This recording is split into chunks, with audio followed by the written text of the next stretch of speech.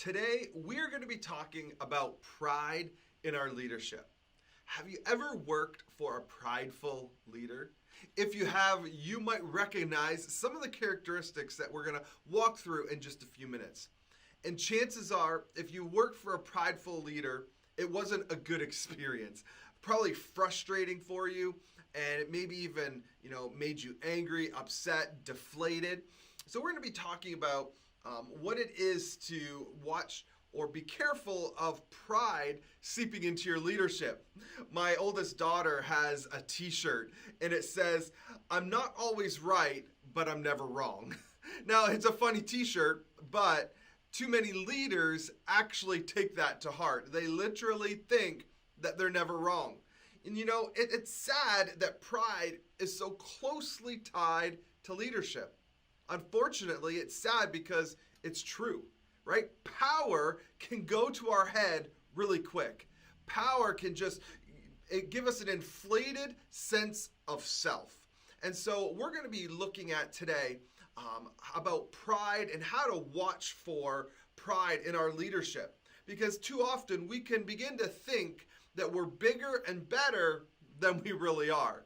And you know what? Hey, you might say, "I'm the top salesman this month. I'm knocking it out of the park." And we start walking around with our heads up a little bit higher, start strutting around like we own the place. Well, even if you literally own the place, I would still advise against it. We've all seen the cocky, arrogant leader who acts like a hotshot in charge. I mean, has anyone ever actually liked that person? So I want to help you to avoid becoming that person because nobody likes that person. Nobody wants to work for that person. So how do we recognize when pride has maybe crept into our leadership and maybe it hasn't and you haven't even noticed? There's a scripture found in the Bible. It's a proverb, and it's found in the book of Proverbs, chapter 16, verses 18. And it says this: "Pride comes before the fall." How true is that? That pride comes before the fall. We see this played out in history over and over and over again. Kings and dictators wanting more power, wanting to expand their kingdoms, expand their reach, expand their military endeavors, and get this inflated sense of self and start puffing up their chest only to see their kingdoms fall. So pride truly does come before the fall. So we're going to look at 5 traits to watch for in your own life and in your own leadership. Number 1 is blame. Blame. The prideful leader always wants to blame someone else. They try to blame someone else for their mistakes, for their shortcomings. They very rarely take responsibility for their own actions and their own mistakes. And I say mistakes because they have no problem taking responsibility for their success. But responsibility for their mistakes and shortcomings, they're not so quick to jump and take. But admitting to mistakes, it's a big deal. It's a big deal in leadership. You need to be able to own up to the mistakes that you make. But prideful leaders, they have such a hard time owning up to and admitting their mistakes. It might not seem like it, but who wants to work for or even be around someone that cannot admit when they're wrong, right? Maybe you've had a friend, maybe you had a family member, a coworker that whenever you're around them, they just cannot admit that they're wrong. And those people are no fun to be around, and they're really no fun to work for either. See, and here's the thing, is because there's a chance that if you're around them, near them, work for them, that they're going to blame their mistakes on you. No one wants to be someone else's scapegoat, right? Thrown under the bus. I mean, could you imagine working for someone that at any given moment, all of a sudden they can blame you for their mistakes? This is what pride does. It does not allow you to admit your own wrongdoing. And you need to watch this, all right? You need to, do you find yourself blaming others for your mistakes? Does your boss get upset with you and then you throw someone else under the bus? So one of the things you need to watch for in your leadership is, do you find yourself blaming other people for your mistakes, for your shortcomings, for your failures? And if you do, it's a sign that pride is beginning to creep into your leadership and creep into your life. So you need to watch it, because admitting your own mistakes, it's a huge part. It's a part of leadership. It's saying, you know what, hey, to your boss, to your CEO, to your manager, supervisor, whoever it is, hey, sorry, I made the mistake. This is on me. I always watch for people that are passing the buck. People like, oh, it wasn't me. It's never me. It was so-and-so. It was this person. This didn't work because of this, that, or the other thing. And blaming other people. Those people they're not going to get promoted. They're not going to move up in their leadership because they haven't learned to take responsibility. See, there's this idea to grow in leadership, to move up even the corporate ladder, that you need to be perfect. But real leaders, no, there's no such thing. Leaders are not looking for perfect people because they don't exist. Leaders, managers, supervisors, CEOs that are looking within their company to promote people, to give people pay raises, right? We all want a pay raise, right? To elevate, to move to that next level of leadership. They are looking and seeing, hey, who are great leaders? And the ones that are always blaming other people, those people that are always passing the buck, throwing someone else under the bus, leaders, real leaders, know that we don't want those kinds of people in our organization. We certainly don't want them in some kind of management position, because they are not going to take responsibility for their own actions. All right, it's one thing to make a mistake.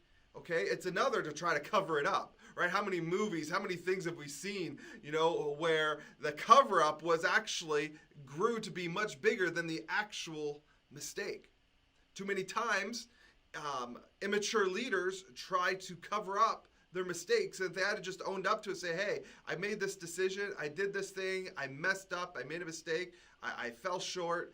I didn't hit the deadline. I didn't hit the sales marks benchmarks that I was supposed to hit. I'm going to work harder next month. I'm going to work harder to, shore up some of these shortcomings, some of these weaknesses in my life. Man, you are going to see, and real leaders will notice that in a leader. But the one who passes blame, man, I watch out for those.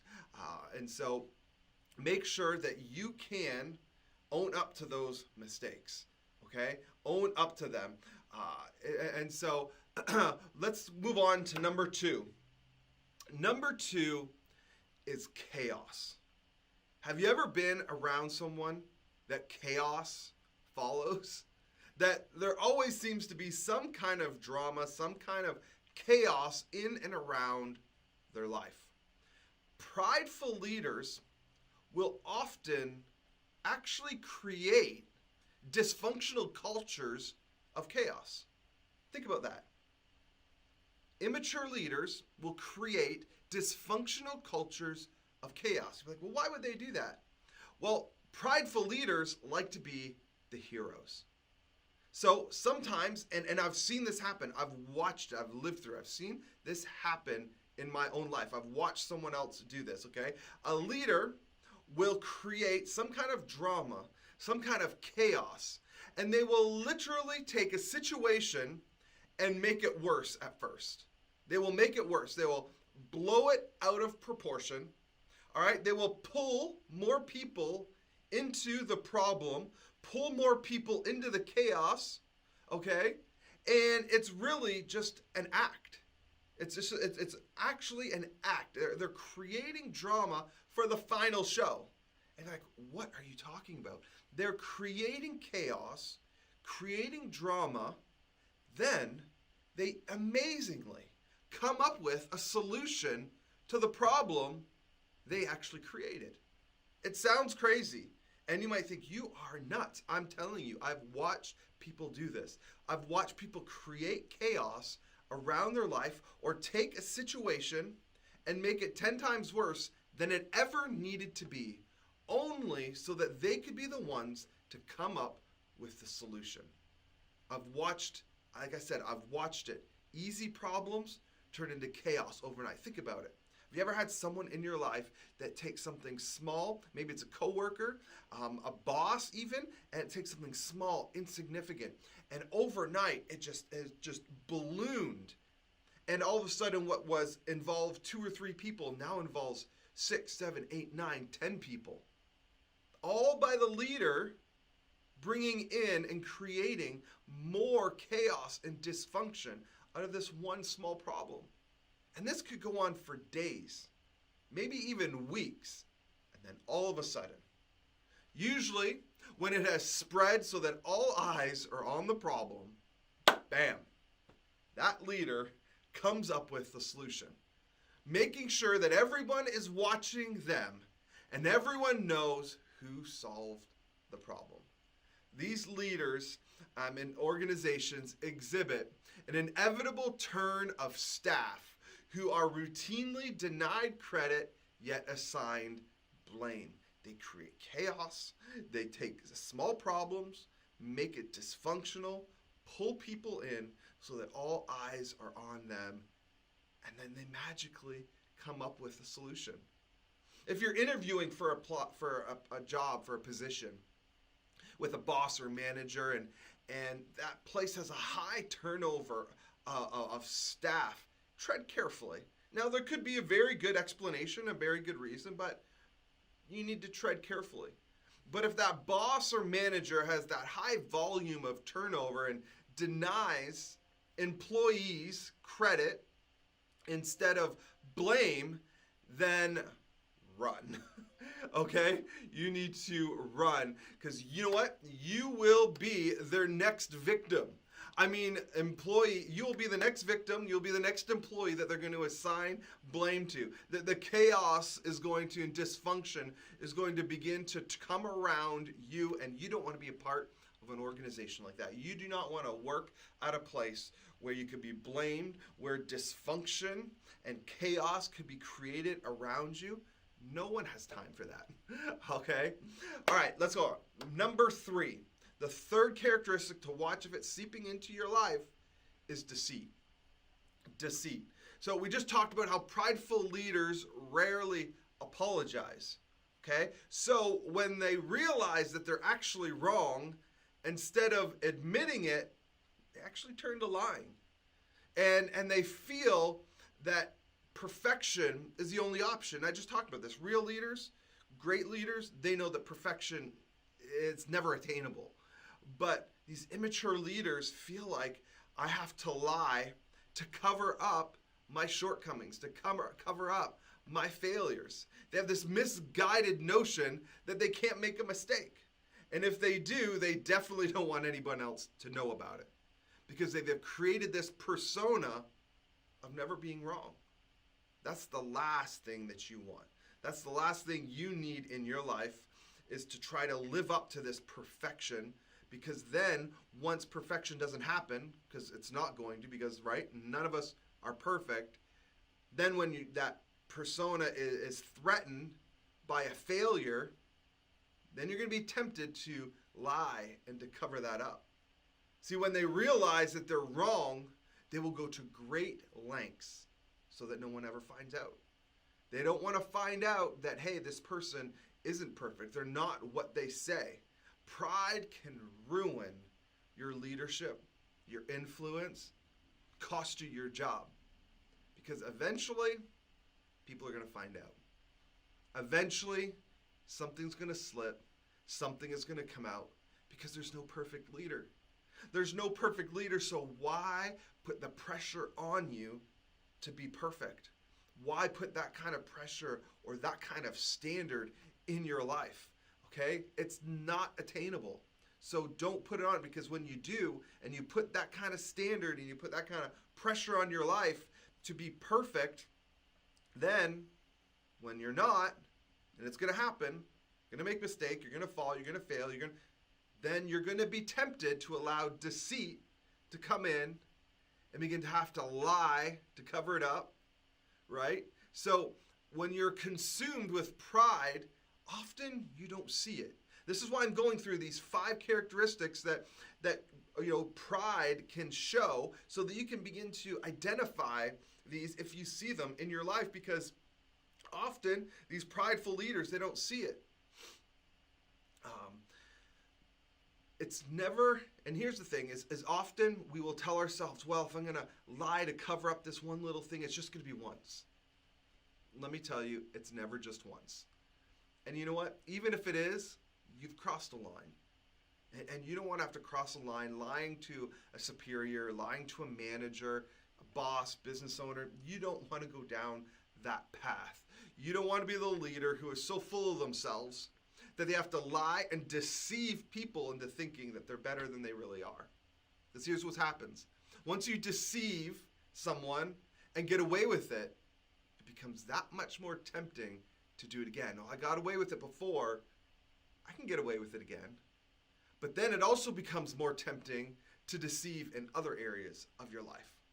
Not just business, not just work, but home, family, socially, with your friends. So be careful. All right, number 4 is defensiveness. Defensiveness. Have you ever tried to go against what a prideful leader has said? Right? Walls go up. The gloves come off. And you would think that you're in the ring with Mike Tyson. And it's just no holds bar. And you're like, man, what just happened? I just challenged one thing that they said. And they get so defensive. And you would think that you're abducting their child or something. And you're like, whoa, all I did was question one little thing that you said. Now, I will have to admit, there have been times in my life where I've gotten defensive of some things, and you know what? And I recognized that, it was pride kind of creeping into my life. And prideful leaders, they're almost always defensive. They just think that they're always right. So what happens in these type of leaders is they cannot take criticism very well. Okay, so mostly because of their lack of self-confidence. And so these leaders that are defensive, they can't take that, any kind of criticism, even if it's constructive criticism. They can't take it because they don't have the confidence to take it. And that's really what it comes down to is leaders, immature leaders, a lot of times lack self-confidence. And I can understand, I've been there. And you think that your every idea and you think that everything that you present needs to be, taken and run with.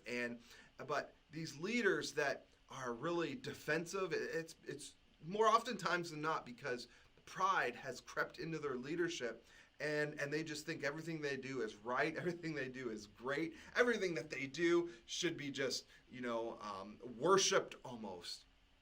And anytime you threaten that, anytime you say, hey, actually this might not be the best way to do it, I think we should actually pivot here and actually go this way instead of what this prideful leader is saying.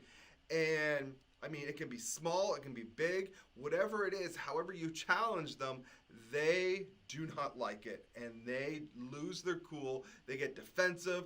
They start, fighting. Like I said, no holds bar over their idea. They just hang on and cannot let go. And it's over everything, big or small. And, and then often what they will do is they will begin to tear down someone else. Whoever challenged them, whoever, brought any kind of constructive criticism, they will begin to tear down that person. And so you really need to be careful and watch. You need to watch this. If you see this, you getting defensive in all of your ideas and all of your,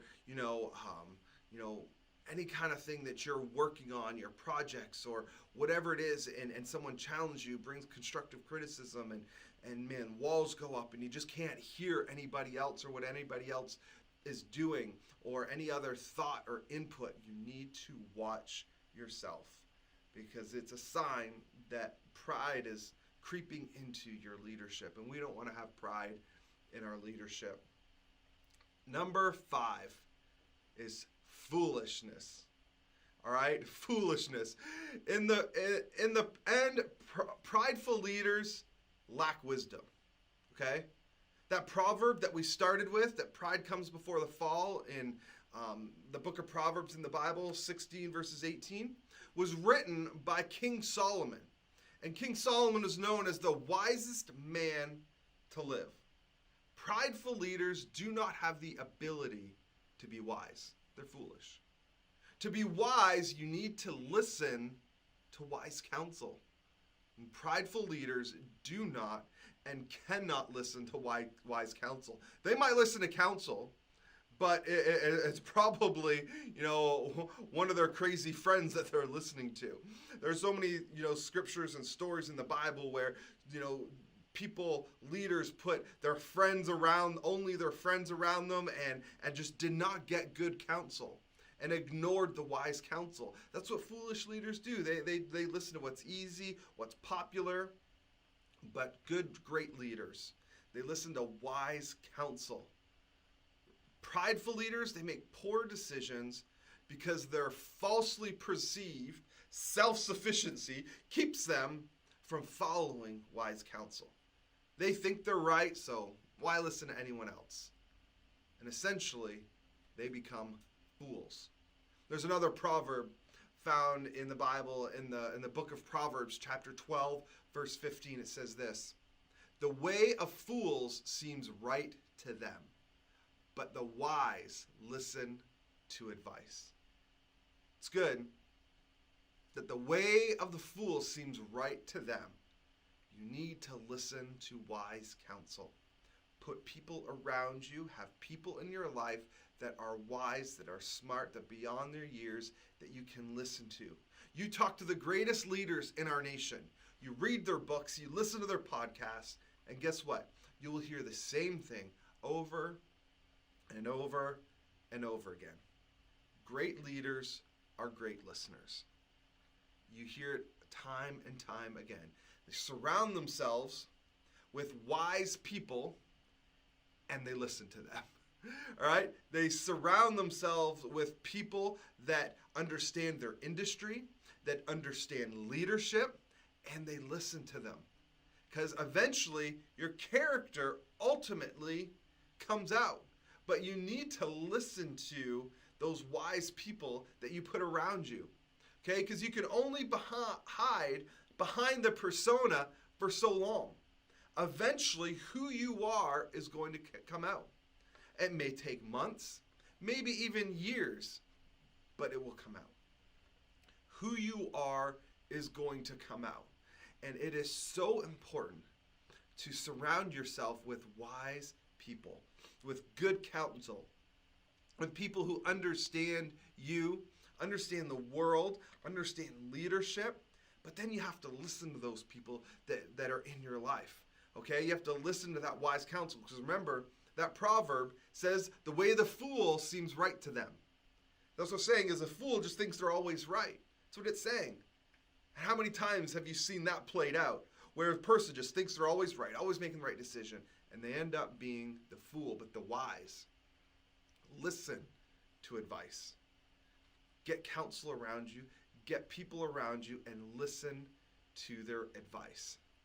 Pride in leadership may secure short-term success, but it always guarantees long-term failure. Scott Brown said that. I'm going to say that again. Pride in leadership may secure short-term success, but it always guarantees long-term failure. We want to be humble leaders. Humble leaders are kind, they're approachable, they're discerning. Humility is not a weakness. Only immature leaders think that humility is a weakness. Humility is actually a strength. So watch out for these 5 characteristics. Okay, let's go over them again. Blame. You don't want to be the kind of leader that blames everyone around you. Chaos. Don't create chaos so that you can be the hero and come up with the answer. Deceit. Don't deceive others. Don't lie to your boss to cover up your mistake. Defensiveness. Don't get defensive when someone challenges your ideas. And don't be a fool put wise people around you, and stay humble in your leadership.